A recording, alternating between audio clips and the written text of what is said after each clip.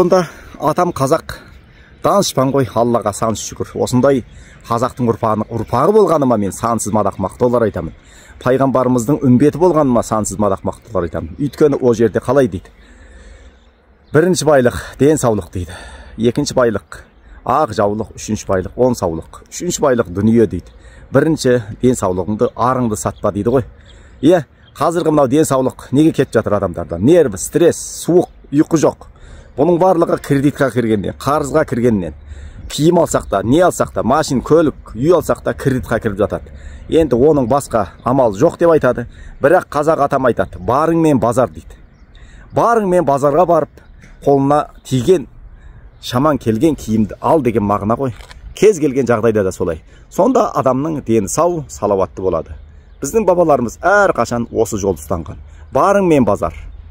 Біреудің байлығына көз сүзбе дейді.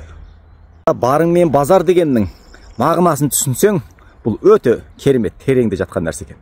Көрдіңіздер ме? Ал мынау жаңа кредитке, қарызға кіру дегеніміз, бұл біздің болашақтан энергияны алып қойғандығымыз. Көрдіңіздер ме? Міне осыны ұмытпаңыздар. Болашақтағы сізге Алланың беретін, келе жатқан ризығыңызды алдын ала алып қойдыңыз, қарызға кіріп кеттіңіз. Көрдіңіздер ме? Барыңмен базар дейді. Мынандай бір сөз бар ұлылардың. Бақыт деген неме дегенде, жоққа сабыр ету керек, барға шүкір ету керек дейді. Міне біз осыны ұмытып кеттік. Осы 21 ғасырда.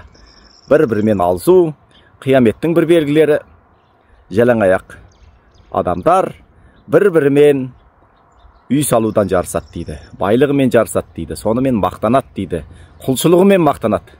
Алла осыдан сақтасын. Барыңмен базарды ұмытпаңыздар.